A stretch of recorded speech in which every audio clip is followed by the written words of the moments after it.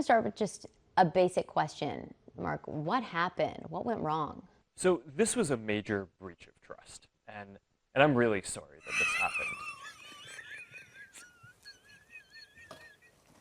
If you ever wondered whether the coverage of the Cambridge Analytica Orwellian nightmare by the mainstream media seems to be way too focused on Trump, your senses aren't lying. Media are hypocritical. Well, duh. Obama did almost the same thing in 2012, and it's probably the reason that saved him against Romney. No way, right? Obama was way more popular. Well, if he didn't manipulate those Facebook youngsters under 29 that didn't really want to turn out, Romney might have got it. Just the fact that Obama used good artificial intelligence and Romney didn't made all the difference. It seems that history repeated itself 4 years later, and we are only learning about it when it's already over. We have a story by Times from 2012, kind of celebrating Obama's genius actually for daring to open up the Pandora box into the hell of totalitarianism. And it's just as terrifying as Trump's scandals with Cambridge Analytica. In the final weeks before Election Day, a scary statistics emerged from the databases at Barack Obama's Chicago headquarters. Half the campaign's targeted swing state voters under age 29 had no listed phone number. They lived in the cellular shadows, effectively immune to traditional get-out-the-vote efforts.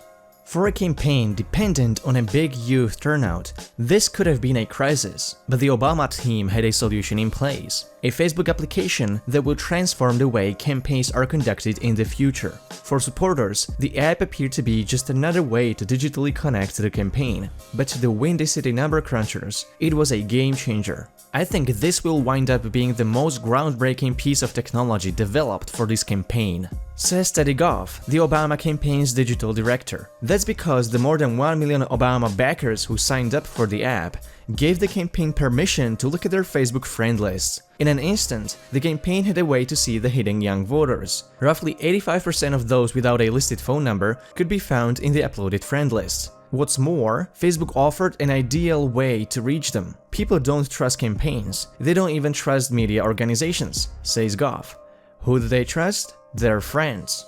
The campaign called this effort targeted sharing, and in those final weeks of the campaign, the team blitzed the supporters who had signed up for the app with a request to share specific online content with specific friends simply by clicking on a button. More than 600 supporters followed through with more than 5 million contacts, asking their friends to register to vote, give money, vote or look at a video designed to change their mind. A geek squad in Chicago created models from vast datasets to find the best approaches for each potential voter. "We are not just sending you a banner ad," explains Dan Wagner, the Obama campaign's 29-year-old head of analytics, who helped oversee the project. "We are giving you relevant information from your friends."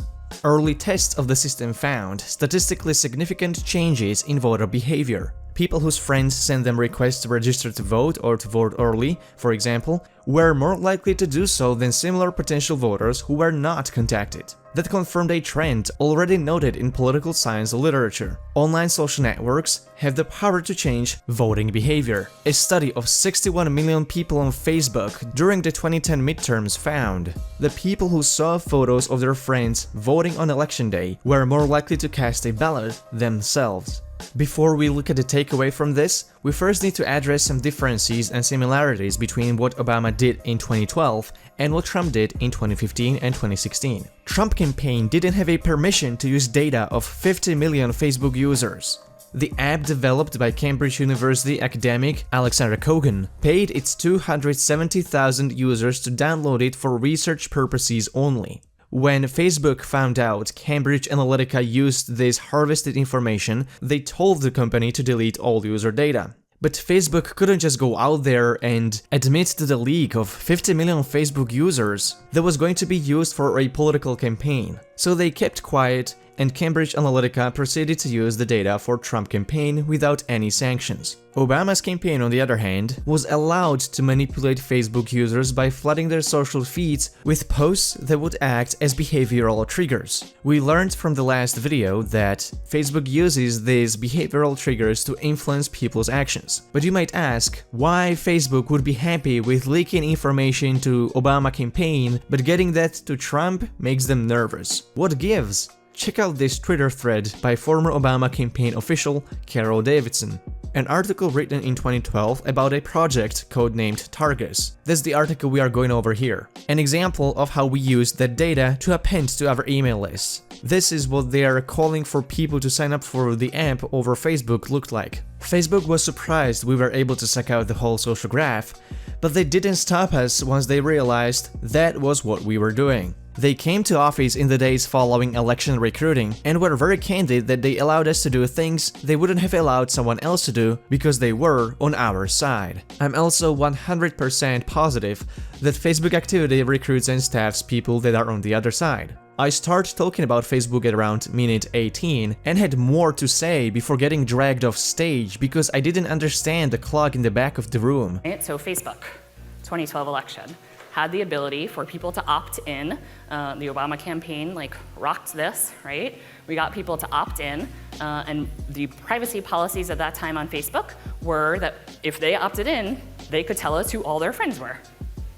Okay, so they told us who all their friends were. This is very much how local campaigns work, right? People sit in a room, it's a really small thing, all of their biggest supporters sit around the table and they circle the names of the people that they know and that they're gonna outreach to, and they figure out how to fill in the gaps of the people that they don't know. The Obama campaign just did this in a digital level, on a much larger level, but we were actually able to ingest the entire social network of the US. That's on Facebook, which is most people. Where this gets complicated is that freaks Facebook out, right? So they shut off the feature. Well, the Republicans never built an app to do that. So the data's out there, you can't take it back, right? So the Democrats have this information, so when they look at a voter file and someone comes to them, they can immediately be like, oh, here are all the other people that they know, and here are people that they can help us persuade because they're really good friends with this person. The Republicans do not have that information and will not get that information, right? Now, I'm a Democrat, so maybe I could argue that's a great thing, but really it's not in the overall process, right? That wasn't thought all the way through, and now there's a disadvantage of information that to me seems unfair, but I'm not Facebook, so this is the realities. So there you have it. Silicon Valley just loves hanging out with the administration. But back to our story.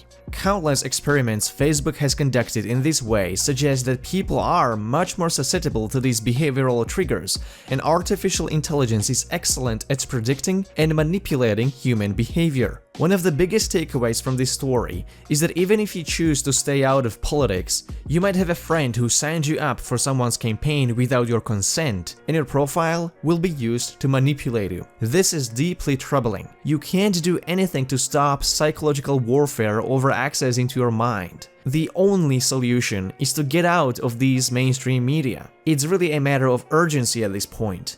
It's too late for excuses. Greed for power of these mega corporations like Facebook has no bottom and no cap. The price you pay for this superficial online connection is too high.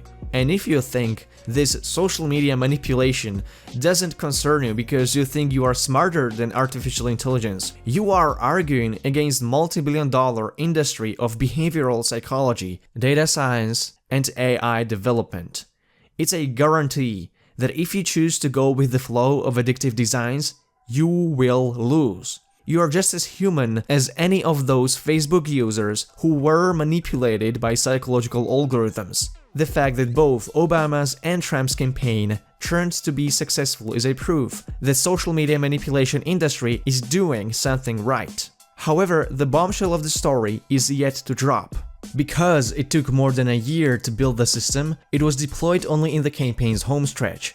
The Romney team used a far less sophisticated version of the technology. Political strategists on both sides say that in the future, they intend to get the system working sooner in primaries in key states and with more buy-in from supporters who will have a greater understanding of their role in the process. This is the politics of modern day. We are not going to live in a dystopian future. It's already here. The politics no longer happens in front of the cameras, behind the ballot boxes, or behind closed doors.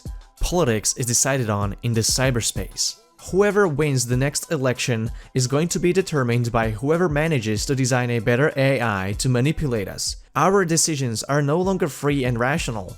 Our psychological and emotional traits are exploited to predetermine our decisions before we can even think about them critically. By having hundreds and hundreds of thousands of Americans undertake this survey, we were able to form a model to predict the personality of every single adult in the United States of America. What's interesting is that this article hints that campaigners want to learn from their experience in 2012 and apply these manipulative algorithms sooner, even during primaries. Well, Trump's campaign definitely learned its lesson as they started with this in 2015. The political battles of 21st century take place in your mind, uploaded to the cloud without asking you for permission. It's no longer best slogans, most resonating policies, or charisma that wins the hearts of voters. He who develops the smartest AI to harvest everything they can about you and use it to manipulate you as effectively as possible gets to win a seat of total control. Welcome to the post-free world.